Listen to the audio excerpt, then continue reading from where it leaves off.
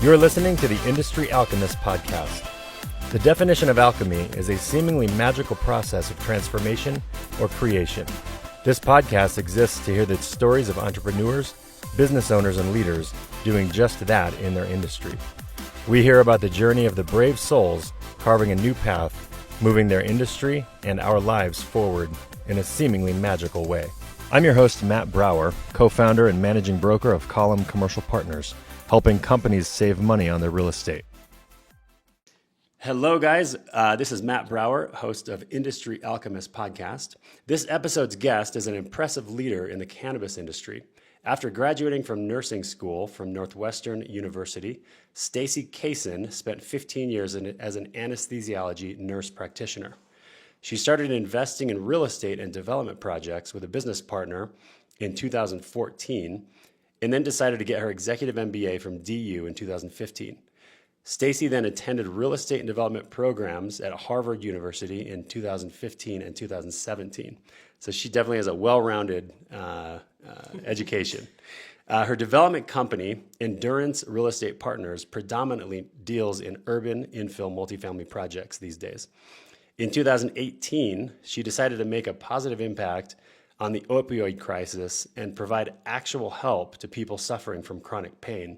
She does that with the use of CBDA, the process in which her company, Planetary, extracts CBDA from the plant, is innovating the industry. I'm excited to learn more about what that is. So thank you so much for being on the show, Stacy. Thank you. Thanks for having me. So as we jump in here, can you just first start by describing what exactly is CBDA versus CBD? I think people generally know like the term hemp and CBD, what it does. There's a lot of healing effects. What's specifically CBDA? So I get this question all the time, very common. What most people don't know is that the plant, the hemp plant herself, makes CBDA. The plant does not make CBD. That is what happens through chemicals, heat, cause a decarboxylation reaction that then forms the molecule of CBD.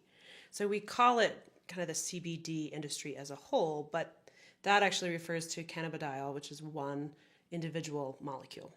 CBDA, think of it like the mother to CBD. Yeah. And the raw, living acidic cannabinoid that's actually made in the plant. So by extracting with water, we keep all of the raw cannabinoids the way they're made in the plant. And we believe there's a lot of health benefits to leaving it in that raw in that form. state. Mm-hmm. Huh, wow. So would you say most companies in this industry, in the hemp industry, are doing, they're not focusing on CBDA, it's more yes. processing the yes. plant in a more because they're processing with usually ethanol or other hexane, butane, pentane, other solvents. Even if it's CO2, then they're usually adding those solvents and heat. So they are, through the processing, decarboxylating it into CBD. Wow. Is there a difference in the effects, the yes. positive impacts or effects it has on patients? Yes. Describe the difference. So CBDA, as compared to CBD, is more potent and bioavailable in our bodies. So it's got a more favorable pH, pKa, and molecule size that is more readily absorbed in our bodies. And also it has different actions in the body. Specifically, and I think the most important one that in all the research that we've done, is that it's a selective COX-2 inhibitor. So COX is the group of receptors by which ibuprofen, for example, stops inflammation. But unlike ibuprofen, it doesn't act on the COX-1 receptors, which is what gives you the stomach and kidney side effects. So you're able to block inflammation or modulate the inflammation in the body, which is, inflammation is the root of most modern diseases and most pain. Right. So we can block that with CBDA naturally without the side effects from ibuprofen and other NSAIDs. Gosh. And is there any, obviously with CBD, there's no like high feeling. There's no high. And do you mix any of your, I know a lot of companies that are in this business, they have hybrids, they mix with THC. Do you guys do any of? No, we operate on the decaffeinated side of the industry. Okay. So we're not. It's a good way to put it. All of our products have less than the 0.3%. So we don't have the marijuana licenses. Or I think in time we will do what we would do with the marijuana plants, and that term is just higher THC cannabis plants, right? Right. We would extract THCA. So it's also a similar fashion, right? The precursor to THC. And a real world example is if you were to get a bud from a marijuana plant and eat it, you won't get high. Because that's... You're kidding. No. That's THCA. And it does not bind to the CB1 receptors, which is what gives you this psychoactive high. Yeah. The reason you light it, the heat from the lighter from smoking it, decarboxylates it into THC. Oh my gosh. Wow. So those are, kind of parallel paths. Yeah. But our products and they do have some THCA below the 0.3, but again, non-psychoactive. So it's a full spectrum from the plant. But all of the cannabinoids that we have in our products do not bind to the CB1 receptor, so you do not get the high that you do from like smoking pot. How did you, so you started this in 2018, your company Planetary. Yes. And that's spelled Planterie. And for the listener's sake, what's the website? Is it planetary.com? Yes, Planetarie.com. Okay. I may have missed an E there. How did you come about this innovative way of processing and talk about that? Yeah, good question. In early 2018, I was kind of introduced to the hemp industry as a whole. And this was before the Farm Bill had passed, but some states, including Colorado, had plans in place and laws in place to allow for growing of hemp. At that time, CBD was starting to boom, and the price for each one was pretty high. So farmers were entering the space thinking they're going to make a ton of money. Not sure how many really did. But when it really interested me from a plant medicine perspective, I do believe that plants have the ability to help us heal. Oh, yeah. So I concur. Good. Not that it matters, but... So I was, having the healthcare background, and in anesthesia, we saw chronic pain every day. Yeah. And for a couple of years, I worked at only a pain center. So I saw these chronic pain and chronic opioid use every day. Oh my Opioids gosh. are great for acute, sudden pain. We gave them pretty much every surgery, right? Yep. And it's great for an acute, short-term duration. They're not intended for long-term, and you get a lot of complications from that. Yeah. I mean, one year, the Super Bowl commercial was about opioid-induced constipation. That should tell you we have a problem. Oh my gosh. So I was really interested in kind of the healing promises from the plant. Yep. But I'm more of an overview systems thinker. So I kind of studied from a 30,000-foot view. And at that time, especially, there was a major bottleneck in the processing. So we looked at processing and frankly wasn't excited about the ethanol or the CO2 processing. So the idea of water extraction has been around since I think the early 1970s. No one had made it happen. No one had brought it to fruition in the cannabis space. So for some reason, I had the audacity to take on that challenge and hired some if really good people. anyone was going to do it, it was going to be you. Why not? In the short time I've known you, I could tell. Thank you. Audacity was a word someone called me, and I was like, oh, I like that. That's good. That's great. It's better than the other words you might want to say. Mm-hmm, mm-hmm. So I hired a great team, and we spent a bit of time in R&D and made it happen. And What's a bit of time? What is that? How long? Because that can be a monster from somebody looking to get into the space. We were extracting within, let's say, 2-3 months. 3 months. Oh, probably. wow. Okay. And there were some bumpy, spots along the way. We would be like, oh, wait, what happened? Okay, we learned. Yep. So then probably another 6 months of a really perfecting process. And then we've been extracting pretty successfully for the last 2 years. So you produce, you extract, and then do you produce retail products? So where do you sell? And what type of products? originally, we were going to be B2B and just do the extraction and sell the raw materials. Yep. And at the time, especially even still, most people didn't know what CBDA was. They didn't understand this whole plant extract because it has flavonoids in it. It has the full spectrum of cannabinoids and small amounts of terpenes and stuff from the plant. So there wasn't a big demand. And because it was so different and unique, the product itself as well as the process, it was frankly hard to sell. So we originally started to do some formulations at the end of 2019 for the purpose of, let's show people what this can do and let's try it. Like, we all want to try it and see how we feel and see if it does help my broke up knee and see how this headaches can work. or whatever. Yeah. And then we took that to like retail goods in early 2020.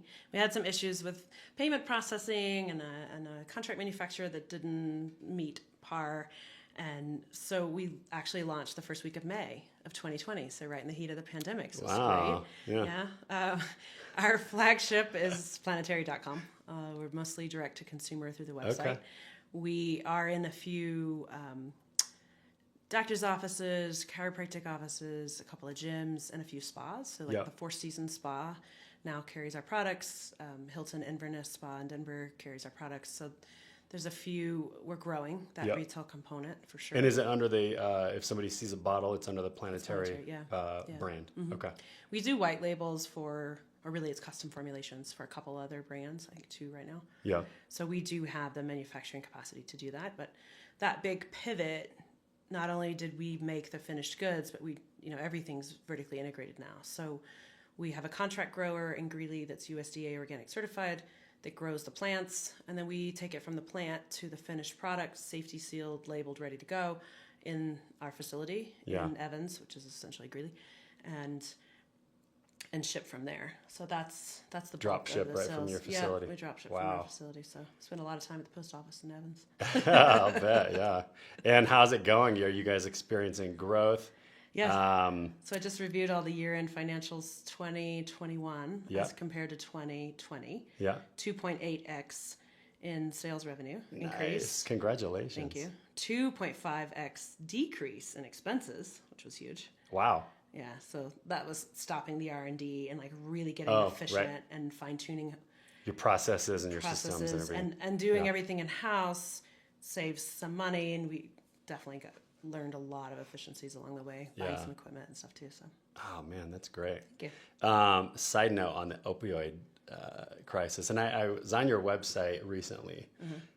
Planetary website, and I watched your video of the story, and you did mention the opioid crisis and how and I just I don't know if you've seen the show Dope Sick on Hulu.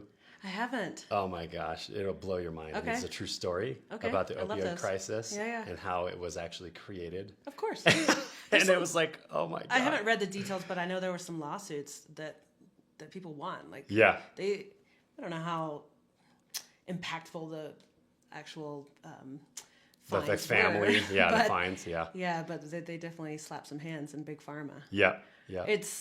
It's interesting because I graduated nursing school in 2001. My first day as an ICU nurse at LSU in Shreveport. Level 1 trauma center was 9/11. No way. And the president, when all this happens, the president actually spent the whole day at Barksdale Air Force Base in Shreveport, Louisiana. So when you have a level 1 trauma center, when the president is in town, you have to reserve a bed. Now, this is obviously the craziest day we've lived through. So it was quite a memorable first day at work. But at that time, that's when they introduced what they called the fifth vital sign. So that's the way I was trained in nursing school. It's the way all the physicians were trained to assess pain regularly and treat it aggressively.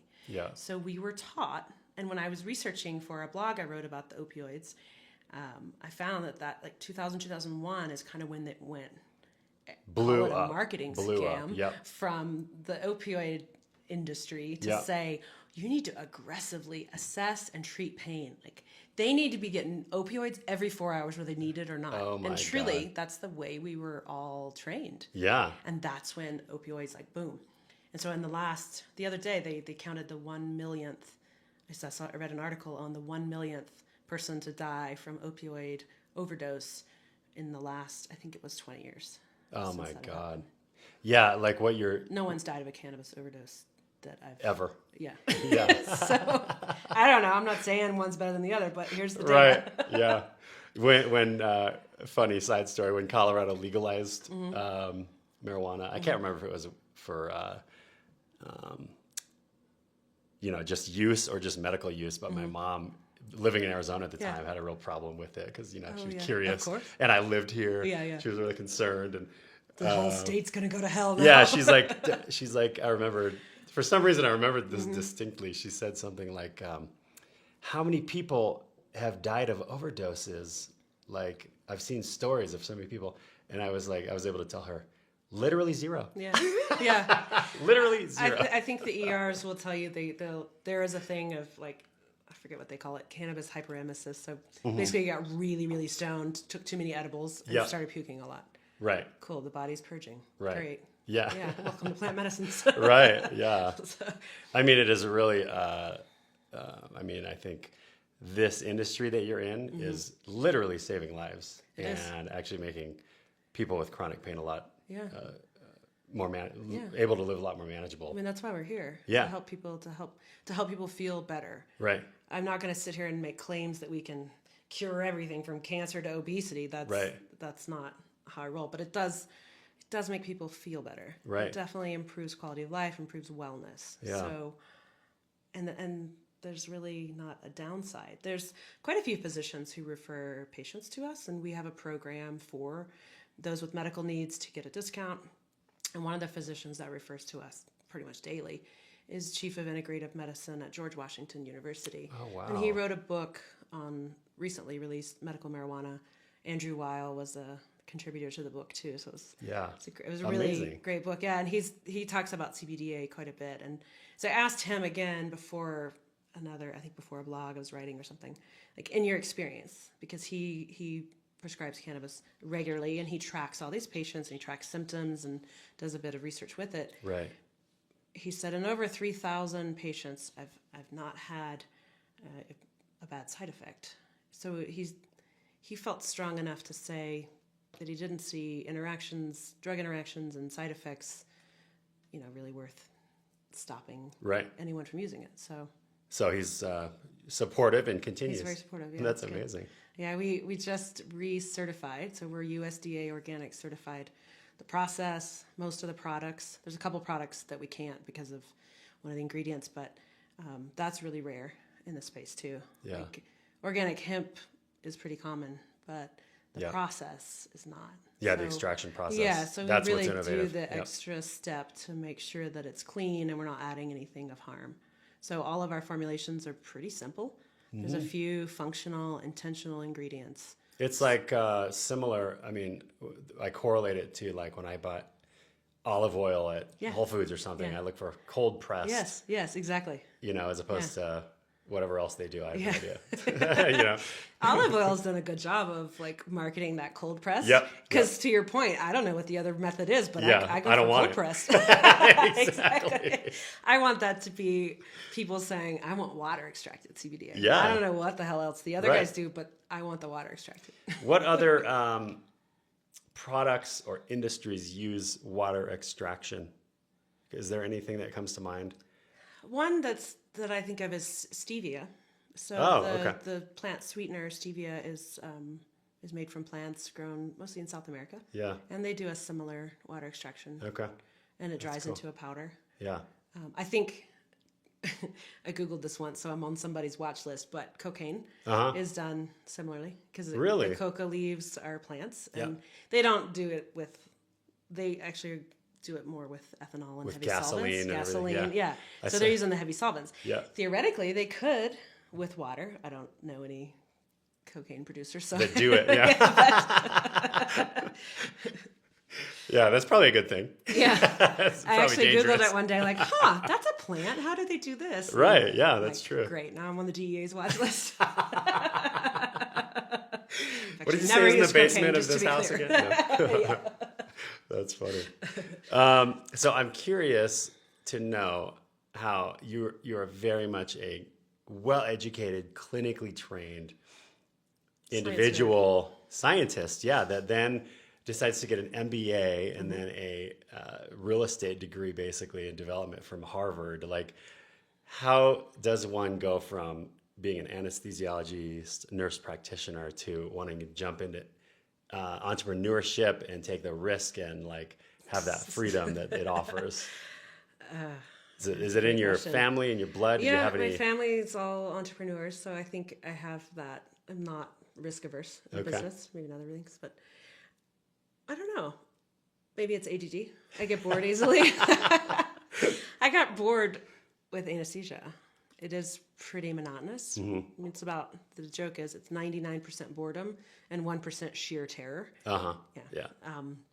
It just became really monotonous, and I was a little tired of healthcare as a system.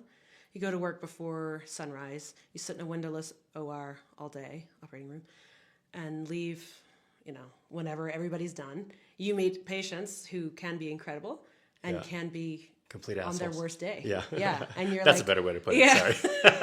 That was a rude way for totally me to can put be it. assholes, yeah. Some are amazing. And it's like the basic freedoms started wearing on me. Like I can't get a drink of water or go to the bathroom when I want to. Yeah. Because you're locked into this surgery, and I think it was wearing on my body too. It was just like I wanted something different. So I considered a few different things: law school, medical school, business school. Ended up doing business, and I love it because the MBA was one of the best things I've ever done. University of Denver is amazing. Yeah. And I walked in the first day like, I don't know what I want to be when I grow up. Yeah. I'm 33 years old. I'm not sure what I want to be when I grow up, but it's not in healthcare. Wow. Yeah. So I was pretty open. And at the time I was training for a full Ironman, and my now business partner was also in Ironman training. So we were introduced that way, and he runs a lot faster than me, so we knew that wasn't going to work, but we bike really well together. Oh. So on long bike rides, we'd have these conversations, and I would ask kind of everybody I met, what do you do for work? What do you like about it? What do you not like about it? What's an average day like? Right. And his was really interesting. He was a developer. I really loved the design aspects and also the finance. So it's kind of this dichotomy of, every day is different. You get to use your brain in different ways every day. Right. And schedules can be flexible. Some days you're killing yourself and some days are lighter. And I really like that flexibility. So I started investing with him and then became partners in endurance. And then development slowed down. So I just try to be open and go with the flow, I guess is the short way to say it. Yeah. As development slowed down, that's when this hemp idea cranked up. So I still do both, but we don't have any active development projects. So You have a portfolio of We have a properties portfolio, you've developed yeah. or purchased, yeah. and always on the lookout for good development Yeah, projects, yeah. but not. Most of them we develop and hold. Okay. So we usually long-term hold, cash flows, manage it. We have sold a few strategic reasons. Yeah. All in Metro Denver, or do you guys go outside of the state? Golden and Metro Denver Oh, is okay. what we've done so far. Yeah. We are currently looking at a couple things out of state. It just kind of we would look at markets that we know or have contacts. Yeah. So he's from California, so we've looked at a couple things, Yeah. areas of California, but I've heard that like Kansas City, right. the Tampa market are just a couple that are Yeah, poised to I do love blow Tampa. up. Nashville, I've heard. Yeah, Yeah. I think Austin's a little further along past the curve. Yeah. maybe. Nashville, we looked at a couple years ago, and it was really hot. Kind of wish we had, but we just didn't find anything Yeah. at the time. So, yeah, Salt Lake City is an interesting Oh, right, yeah, market, so Salt Lake. close to the mountains and Yeah. certainly more affordable. Yeah. So the same group of people that love Denver could also like Love Salt Salt Lake Lake, City. yeah. If they, Yeah. there were some of the cultural aspects and Yeah. differences. I think it's slowly happening, but yeah, for sure. that's great. What are your how many properties you guys have in your portfolio right now? Off the top of your head. 5, 6. Okay. Yeah. Cool. And what size? Because I'm asking because we're always, Yeah. call them commercial partners. We're always working on interesting projects like that and come across opportunities. What size is your kind of sweet spot in terms of number of doors or? We've done 2 that were 30 doors. Okay. Well, actually, the condo project's 29 condos and then ground floor retail with 5 Okay. retail spaces. Yeah. So that was a great project for us. We did a 30-unit apartment building. We have a 10-unit apartment building. Okay. We have a couple other that are mixed use. We tend to do more of the kind of interesting things, the creative redevelopment, infill, Yeah. a few mixed-use projects. The stuff with the hair on it Yeah. is what we call it in the business. Yeah. Haven't overcome know. something with regard to the property.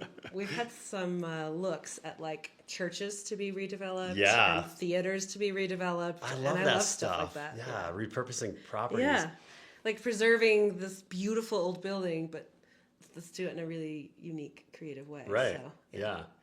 That stuff is so interesting to me, and I think it's going to be happening more and more because, especially with office buildings, you're already seeing in New York City and in, I think, San Francisco, or maybe LA. No, San Francisco, I think the Salesforce building,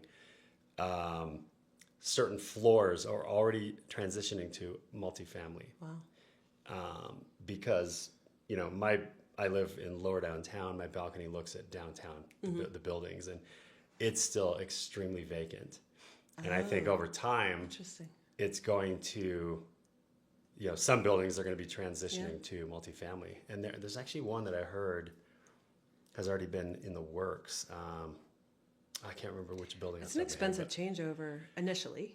It is, but yeah. But de-risk it long term because you have generally less upkeep. So like with office and retail, you're spending big tenant improvement money when there's a changeover. Apartments, you don't. Yeah, see you don't that quite have. so Yeah, much. you don't. The initial investment Right. is pretty. And right now, the market's right for that. Like we have a housing shortage. Yep. Costs are steadily increasing, and office is sitting vacant. So Yeah. it makes sense, but I can see there's that big upfront cost. I'm like, are we really going to do this? Because there's no going back. Yeah, exactly. And those big buildings are nearly always owned by large institutions, and so Yep. they have allocated funds, and it has to perform a certain way and look a certain way. So Yeah. you just have to meet that. Well, and the buildings, typically every 5 to 10 years, you'll see a building change hands. Yes. And so the pricing, the rental rates, and the pricing that has been paid for these buildings, I'm just using downtown as an example, is based on rental rates that are pre-COVID. Yes. And the pro formas, they have to, even though the buildings are vacant, they can't drop rates very much because And they won't make their the loan will not allow it. Right. So I think it's going to take 2 to 3 years as tenants' leases expire and they either downsize by typically half or get rid of their office entirely. And the vacancies actually impact the market, meaning vacancies go way down, rental rates have to drop, or landlords have to hand their keys back to the banks. That's going to take 2-3 years to play out.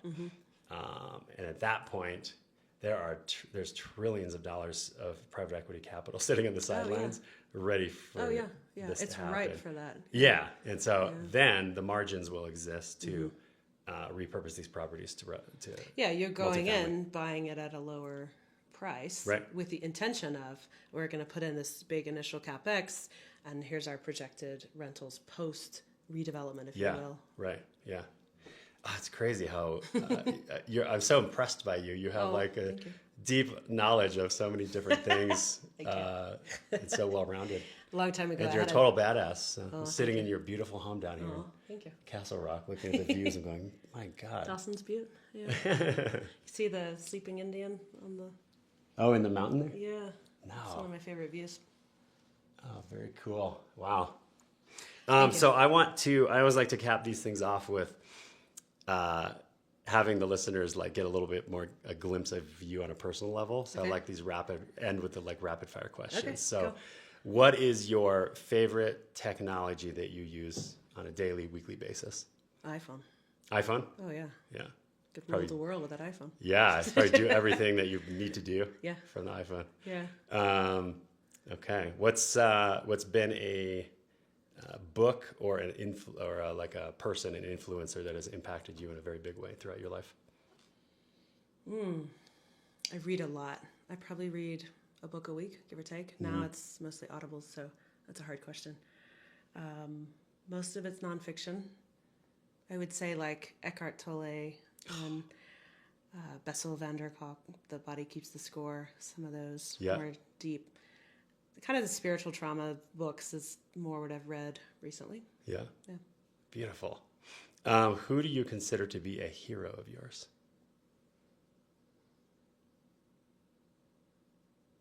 Maya Angelou. Why?